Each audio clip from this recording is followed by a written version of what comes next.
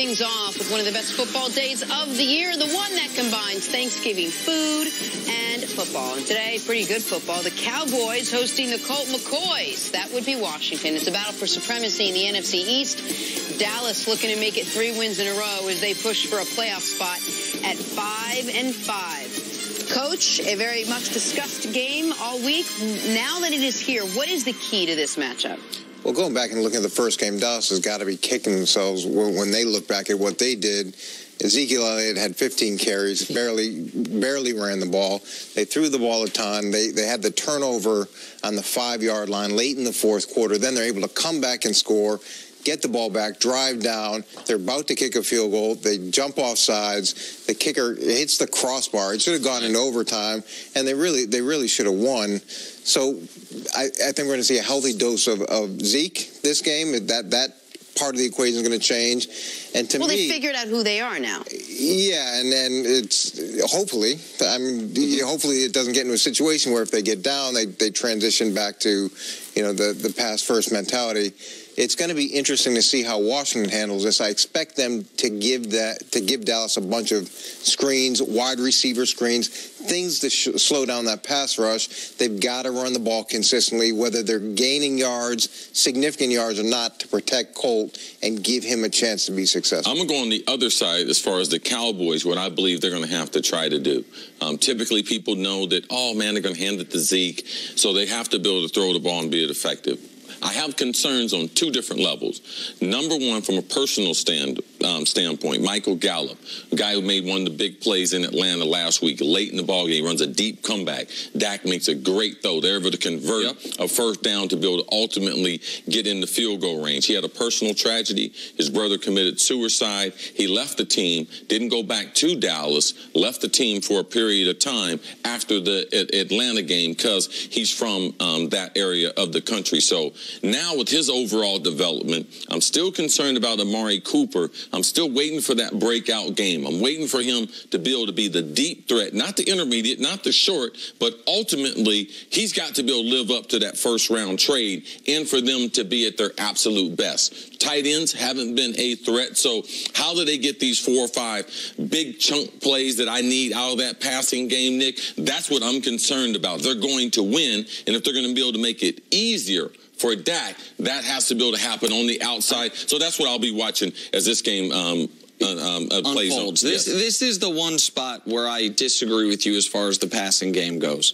I think what you're describing is absolutely what they will need to do to have any chance to win next week against New Orleans. When you're playing a Washington team that's down 2.5 offensive linemen, that's on a backup quarterback, that since they've lost their offensive linemen have scored 14, 16, and 21 points. When you're a Dallas team that since the beginning of 2016 is 21-2, when Dak doesn't turn the ball over, and Zeke is coming off his best 2 games of the year, I don't know if this is a game that I'm so concerned with showing that getting Amari Cooper involved because of the potential downside to it. I think this is a game that Dallas, if they play it straightforward, if they play it as conservative as the Jags played that Steelers game, if they just say we're going to hand the ball off and play great defense, and if we don't make a mistake, we are going to win, that's the game plan I would have. Now, maybe that's too conservative. I'm not typically conservative in football or in nature, but that would be my game plan against Colt McCoy, against a team that doesn't have any offensive line, and against a team that's been struggling to score points. And it's going to be interesting to see what their opinion is of Colt McCoy. Are they going to be willing to play it close to the vest and keep this game close, or are they going to try to do what Chris is talking about and get the ball down the field a little bit and see whether Colt can play from behind? And I know you mentioned it earlier in the show. Colt's last meaningful game was against the Cowboys. He won in 2014, and he tore him up. I imagine he'll play better than expected, but they're going to have to protect him and against his pass rush with a lot of screens and a lot of wide receiver screens. Can we specifically talk about something you sort of glossed over a little bit, which is getting Amari Cooper back into the fold and into the mix with this team? It hasn't happened in the last couple of weeks, and I wonder if that's more on him or more on the offense isn't being designed to incorporate him more. Yeah, I'm just not going to allow just people just continue to blame Dallas coaches for everything. Dallas, they do have talented players. But at some point in your career, you have to start being responsible for the coaching and for the information. And I believe that Dallas, I believe their wide receiver coach is a good coach. And I believe that they're trying. But a lot with Amari, at some point, you have to get better. And getting better means you have to start responding to the coaching,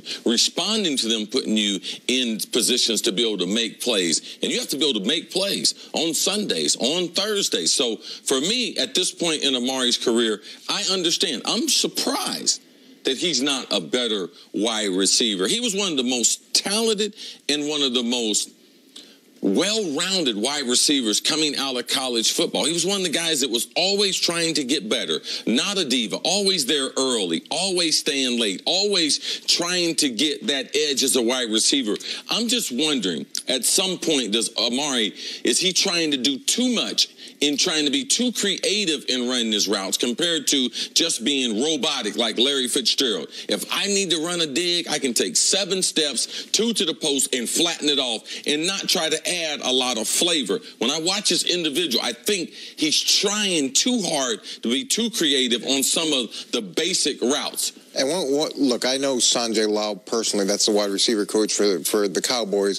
He's smart. He's detailed. He's demanding. He's very good at what he does. And Chris brings up a really interesting point, because whenever you trade for someone or you give someone a big contract in free agency or whatever, however they come, but with high expectations, the player oftentimes pushes, and the team can push too, and that can have a tremendous negative effect on what you're trying to get done.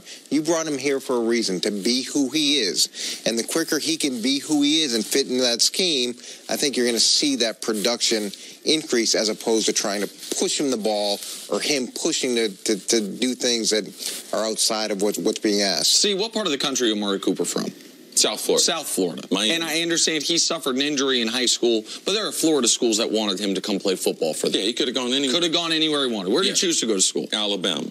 Because he knew it was the best. He knew it was the toughest. But he wanted to play at the biggest stage. He didn't want any shortcuts to being great. This is what is, because I know you've known Amari for a long time. This is what is so confusing about this player's specific arc, is he's always been a guy who has taken the hardest route. He's always been known as an incredibly hard worker. He hasn't suffered a traumatic injury. He was amazing at Alabama, and he was instantly great in the NFL. To now be going on 2 years of mediocre to subpar production, I can't figure that out.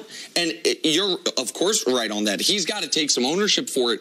But it would make sense. It's like, oh, he got a big contract, stop trying. Oh, he's always been a guy whose effort waxes and wanes. None of that's been the case. And now it's multiple systems, multiple coaches. It's only 3 games in Dallas. But, yeah, you do need at some point for him to be the guy that he was in college and his first 2 years in the pros. But sometimes, Nick, the coaching point is try less.